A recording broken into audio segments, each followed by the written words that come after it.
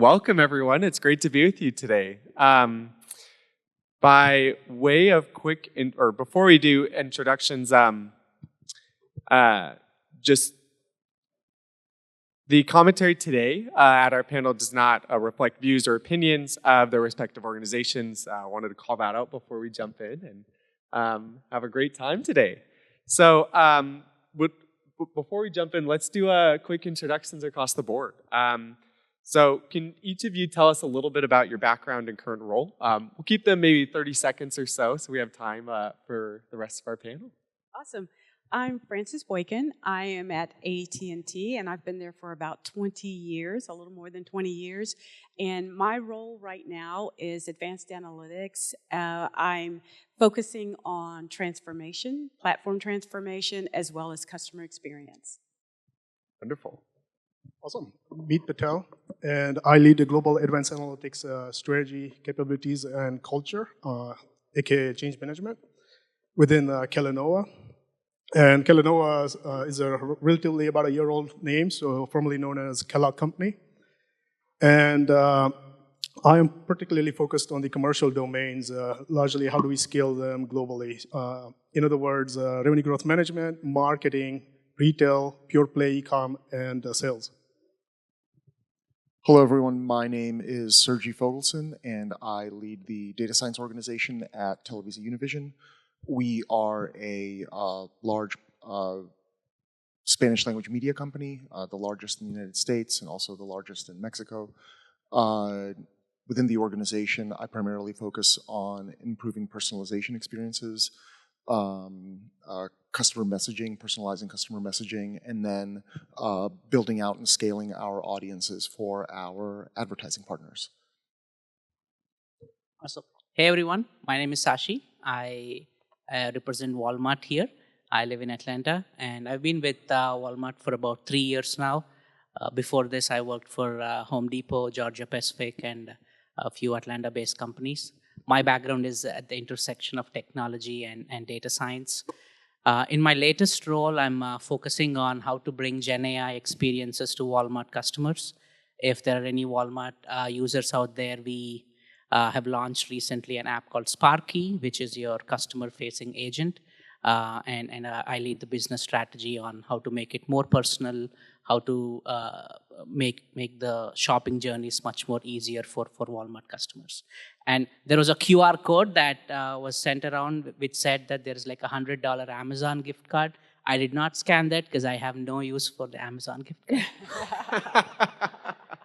I love it. We'll make sure not to put the QR code anywhere near our panel today as well.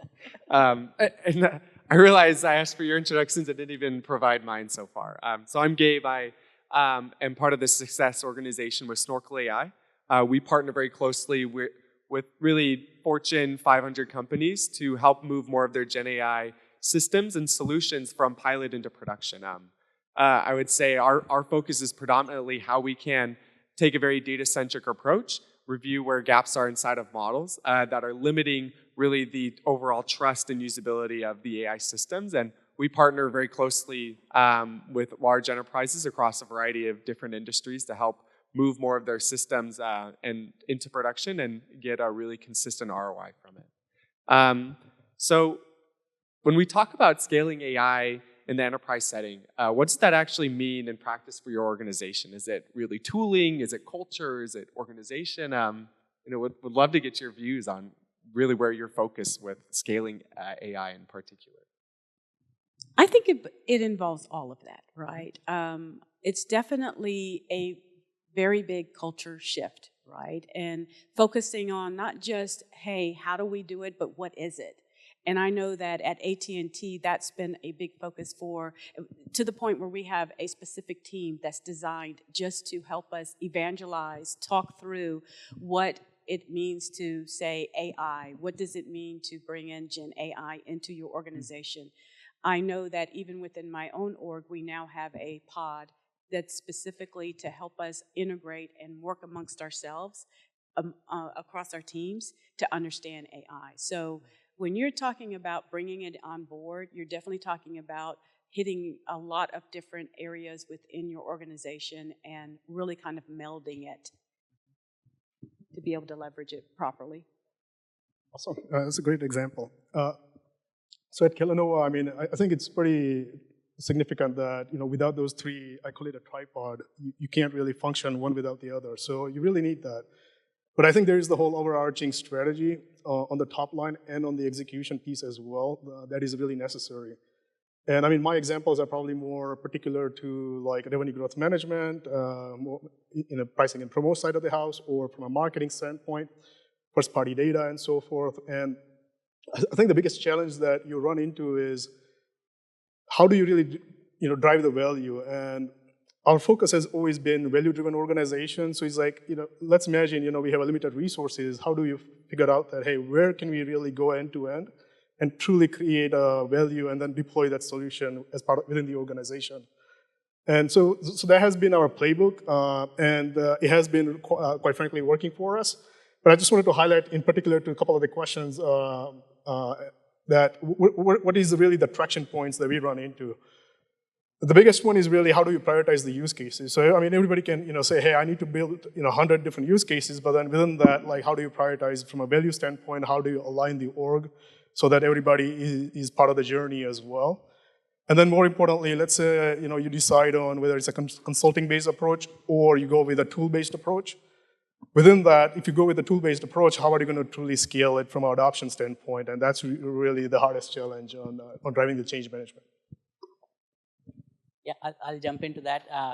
Plus one to the comments you made on the business value.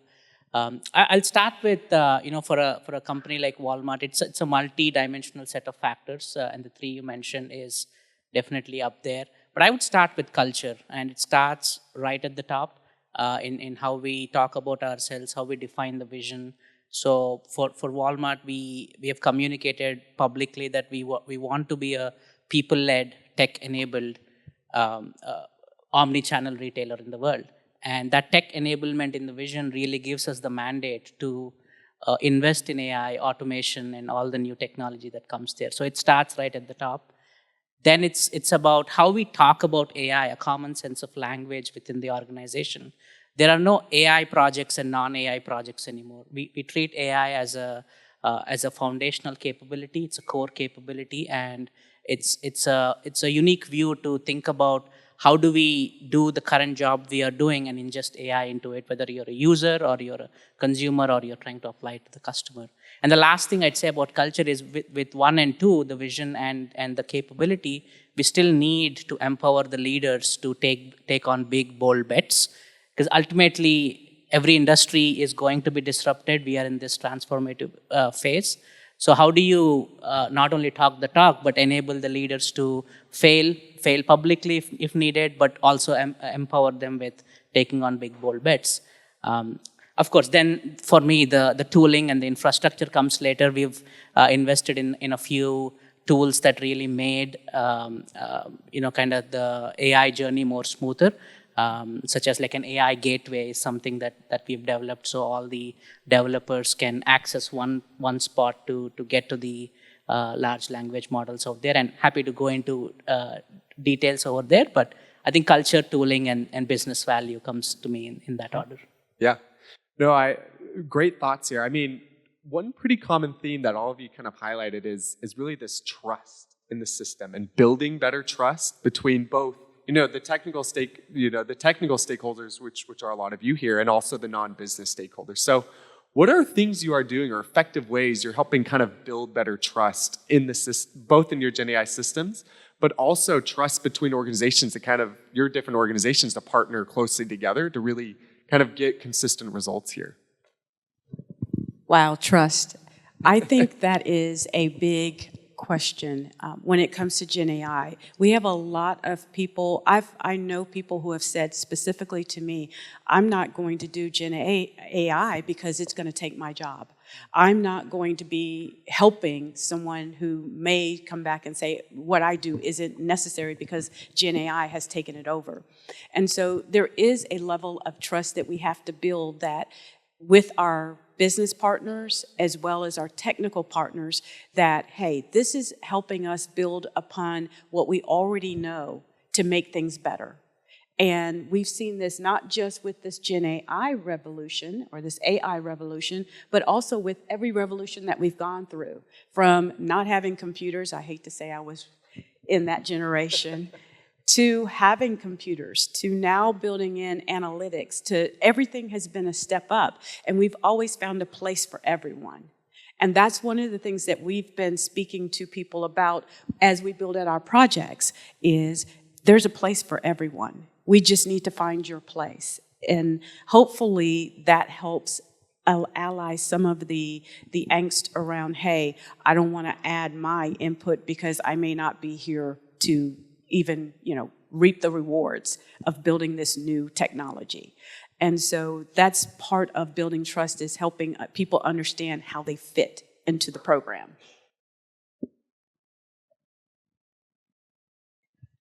Yeah, I'll jump into that as well. I think trust, from my point of view, one of the biggest challenges is to put a AI agent out there that the customers are actually using, and it actually impacts your real top line, because if your agent is not really helping you solve the problem, then you've lost the trust of the customer. And once you lose the trust of the customer, it's really hard to win them back. So that's kind of the world that I live in terms of Gen AI and trust.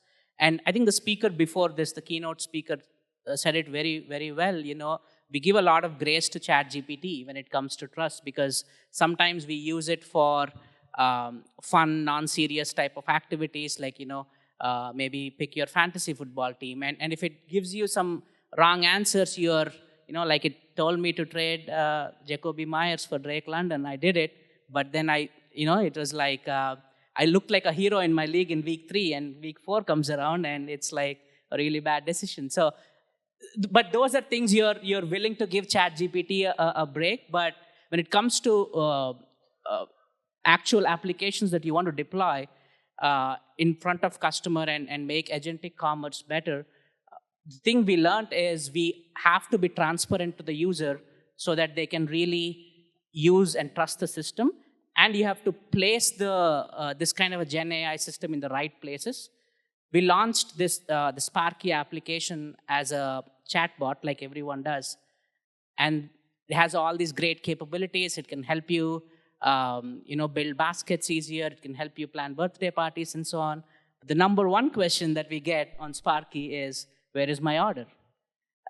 Because that's kind of the biggest problem the customer has. When is my order shipping? Or, change my auto care appointment from 3 p.m. to 5 p.m. So just meeting where the customer is and helping them solve those problems is going to win you trust for you to do bigger and bolder things that you really set forward your agent to do.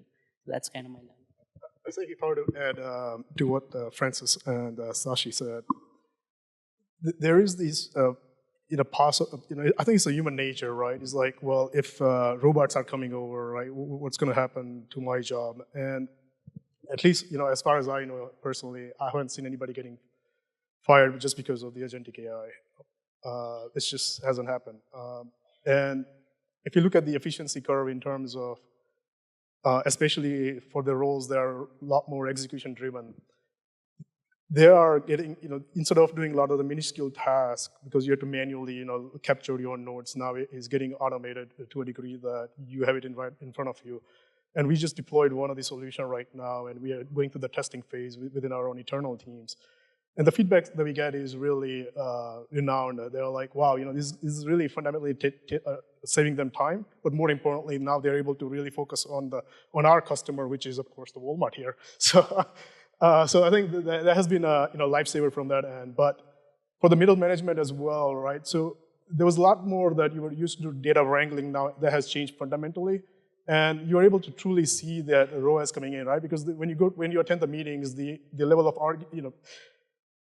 the positive, I would say, the conversations that takes place is a lot more aggressive now, right? Because now it's a lot more data driven. Everybody knows that, hey, I got this, I got to spend more time on the strategic side of the house, and now let's talk about that piece and how do we evolve those problems and create more effective solutions. So I think those are really big wins, and I mean, I was just kind of like wowed by it, so I just wanted to comment on that. That's great. I actually want to do a quick follow-up that I think several of you have mentioned was building for the customer in mind here. And easier said than done, I would say, especially as we're moving into this really GenAI landscape over traditional machine learning. It's going to be a lot of really it's the subject matter expertise has become significantly more important when reviewing really and building out your system. So what strategies are you guys using to try and do that analysis and that review? Is it partnering really closely with your business units? Is it just doing tons of internal testing? I'd love to dive a little bit deeper there. Yeah, I can, since we are just deploying this application, I think it's rather much pressure in my head. So I think the biggest challenge is really aligning with the business in terms of what is the optimal outcome that they're looking for, and then really doing the reverse engineering from there. Because a lot of the times, especially when you have a new emerging technology coming in, you tend to focus more on the technology because the power of technology and how you want to execute it. But in our case, we kind of try to go with the business because ultimately the only way my group gets value is really how effectively the group is able to deliver and execute on that, and more from an adoption standpoint, right? So naturally, there has been more of an eye-opener for us, like, hey, what are the criteria? If I were to give you this particular responses, does that really help you? Because agentic, right? I mean, as you guys know, there's going to be so many thousands of trials and errors that you're going to go through before you land with something that you feel like you're probably 80% there, right? But then again, there's always these nuances that if you were to update your LLM model, then it changes the fundamental from a downflow standpoint. So I think there is that ecosystem, and then the ways of workings that you have to define. So there is the whole, I would say there's a whole traditional governance approach, and then there's a new governance approach to say, okay, governance is there to really make sure that we are, still playing within the guardrails. But then I think the business becomes more important now because they have the needs, and we have to, meet those needs as well. And it's challenging, right? Just because of the iteration nature of it. I mean, I think so. When it comes to executing and partnering with our internal stakeholders, my at least approach so far, because of how difficult it is to control fundamentally, deterministically, the outputs of any of these systems, we've tried to basically enable them in places where no one sees a difference from some earlier process. So, for example, if some process used to involve an actual person sending an email to somebody else saying this specific thing is done, if we were able to use an LLM or some other basically agentic model that does that automatically, it's obviously very simple. It's much simpler than taking really good meeting notes and automating them. There are other use cases that we have that are really much more around, I would say it's like metadata augmentation of assets that we already have. And in those cases, I think getting things wrong isn't that as big of a deal. And so if we're able to provide new and more useful information to our downstream partners, whether they're in content or in other content-related departments, I think I think that's really where the largest amount of value that you can be able to extract is gonna come from, at least within our business. I think in places where the outputs of your agentic system you can't guarantee them with some kind of confidence, I think it becomes really, really challenging. Yeah. Do you have any thoughts? No, I think I concur with what we've already heard. It's a big new world, and meeting our needs from internal and external clients. And I wanted to follow up also. It was interesting to me how we approach our external clients is similar to how we're approaching our internal clients as well. We need to support them in the same manner. And so I've heard that as we've kind of talked our different perspectives.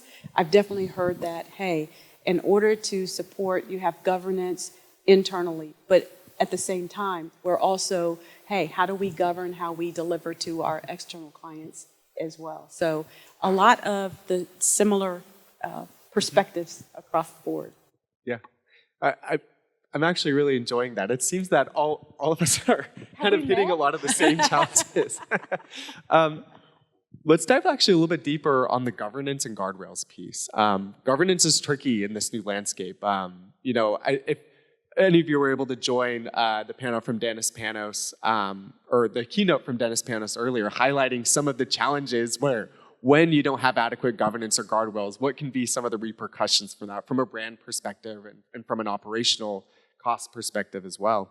How are you guys really enforcing better governance and improved guardrails over your systems today? Like, what are some of the strategies you guys are doing or processes you guys have in place to actually, really ensure consistency between your outputs and whatnot? Well, I think it's interesting because I think I heard someone mention governance and a board.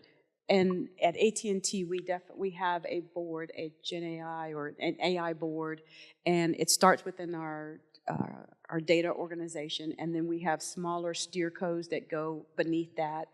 And we have a process that every GenAI project has to go through this process to be approved. And a lot of it is on ROI, also how it impacts delivery of specific things, because there's legal involved, right? So legal has to come in, review our projects, and then determine whether or not we can legally do what we're doing. We don't want those situations where we are identifying the wrong things, and pushing those out. So we have legal that's included in our governance process. We have a steer code that helps us determine which are the right projects, and then we push them out that way. There is some monetary decisions that are made, whether or not there's going to be enough money made on the particular project, which I have take issue with that. Because I think some of the best projects are the projects that are grassroots, that are homegrown, that don't necessarily make us money, but make us do a better job at our jobs. But that's my soapbox. So I think I'll do like a spicy take on governance. I think that we should, as procurers or purchasers of external foundational models in vision or in text, whatever, I think that you should push back on those companies and say that if outputs that your system generates are like completely out of line, so they might be like, you're talking to a chat, you have a chatbot, you have your Walmart chatbot, you license your LLM from OpenAI, somebody's asking about their order and all of a sudden they get back a racist screed. If something like that happens, right? Or if they ask for a cute picture of something and it winds up being something incredibly offensive, I think that you should be able to take to basically for any legal damages, any reputational damages, those companies should be sued for those things because their foundational models are not transparent at all, right? You have no idea what Anthropic's outputs models look like. You have no idea what OpenAI's models look like. They're expecting you to, use their models to power these experiences, and yet because you can't guarantee the outputs, again, like I said, you can't deterministically guarantee the outputs for any given input. I think you throw it back at them. I think something like that is going to happen soon. That there's going to be some catastrophic thing that's going to happen within somebody's use case where they're using a large-scale LLM, and then that company is going to sue whoever that person is. And I think that that's really what should be happening for governance. I think that there's only so much you can do internally within your organization when fundamentally the technology that you're using is just a gigantic black box that you have no visibility into. Yeah, and they're known to hallucinate as well. Yeah. Just taking a double click into the Gen AI projects that you mentioned. If you take any one particular Gen AI effort, like in my case, the customer facing application, there are certain non-negotiables that we'd like to put in place as guardrails. So from a technology perspective, it would be things such as role-based access. So you want to absolutely deterministically, as much as possible, spell it out on exactly who gets access to what systems and what can and you cannot do agentically with these things. From an ethical standpoint, I think being fair, transparent, because that also again goes back to, hey, why am I seeing this particular product as a recommendation? And being having a continuous monitoring system that will ensure that not certain bad things that were said are not going to happen in real world. And lastly, operational metrics. I think that still we live in a world where a human in the loop is non-negotiable, especially for applications that touch your payment systems, that touch your customer data. So there are certain elements where you definitely want to build your system around a continuous improvement, where you can have a human in the loop, both at the forefront of kind of telling the AI what to do, and then checking the outputs at the end. So I think these are certain non-negotiables. We still have to play within those guardrails to deploy a agentic system, and that's definitely what we've done. I want to add just one thing, because I think we talked about the model risk. We talked about the execution in terms of how do you go about operationalizing your models and the parameters within it. I think there's this other angle as well where largely governance policies were probably deployed by design, which was the old framework. And as more and more of these emerging technologies coming in, even legal, privacy, they all are learning with us as well. And there's this whole steep curve that goes with it. And to make things even muddier, right? Like, given we are a global company, we have folks in Europe as well, and we have a strict guidelines on GDPR. So it's kind of like, part of you tells you is like, all right, do we need to redefine our process on how do we even go to market with before even think about what use case you want to target, right? Like, is our ducks aligned legally, privacy, and so forth. So I think that's an interesting dynamic, and nobody really has I feel like there's not a right solution or a playbook rather. No, I'm glad you bring that, because that was one of the reasons I wanted to open it up, because every GenAI system is going to require something a little bit different from guardrails, from governance as well that's required for it. How are you guys actually deploying some of these guardrails? What are some of the technical really requirements that you guys have with it that really can bring in, I would say, a lot of the governance requirements from an ethical, from an operational perspective here as well? I think that's a loaded question.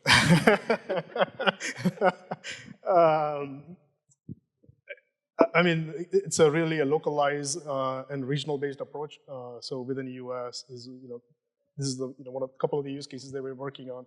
So it's really looking at the U.S. regulations, getting approved by the AI Council, and then once the AI Council approves it, then of course it goes through the POC stage, and from there, once the business feels comfortable, that's when we would call it a scalability phase. Once we go through the scalability phase, and I think your start of your question was, how do you really monitor drifts within the model?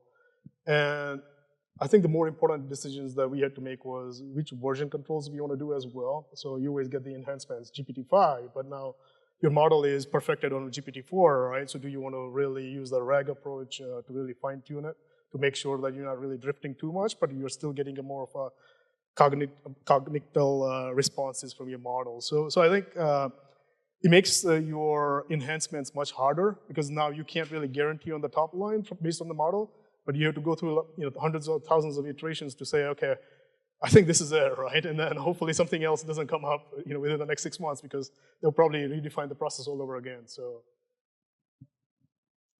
And on that note, I had actually taken a couple of notes, but one of the things that I specifically wanted to call out in the guardrails is that there is human in the loop oversight.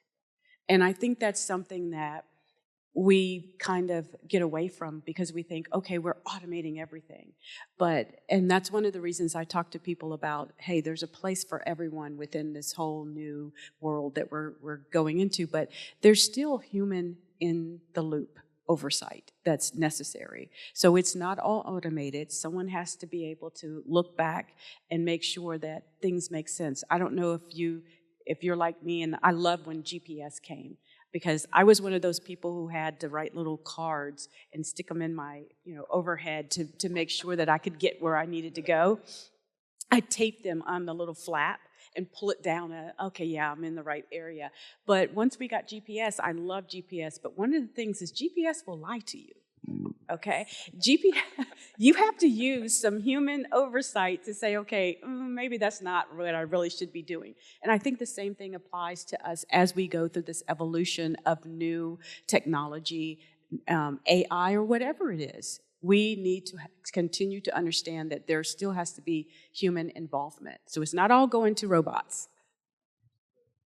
So what you're saying is Google Maps leading me down some random dirt road to get home probably isn't the best approach. And it's happened. Yes. People who end up in lakes and you're like... Yes, exactly. Well, you brought up actually a very good point. Something that similarly we've been seeing just in the enterprise, just AI adoption market is human feedback is a very critical piece, really, especially on trust, adoption, kind of everything we've been chatting about. Are you guys seeing resistance for, the requirements of teams contributing to some of like the human feedback that's required for your systems? And how are you guys kind of getting around or getting better adoption and assistance even in that landscape here? I think what I've seen is more organizations and teams that want their own GenAI, right? I don't think there's as much resistance from people wanting to push GenAI forward. I think it's, hey, we don't want to have to funnel everything that we want to do through one organization or one team. We'd like to be able to branch out on our own. But as we all know, and we've already spoken, there's the governance piece, there's the ethics piece, there's the legal piece that you can't ensure on these small teams, and that's why it has to be funneled up. So from my perspective, I've seen a few people who were like, hey, the robots are coming to take our jobs, but the bigger issue that we have seen is so many teams want to have their own piece of that pie, and it's hard to control. And it's hard to manage ensuring that you get all of the I's dotted and the T's crossed when you have these teams across the organization that are doing their own special things. So I think that's what we've seen. That's a great point, and it actually segues into ways of working conversation, right, around Gen AI.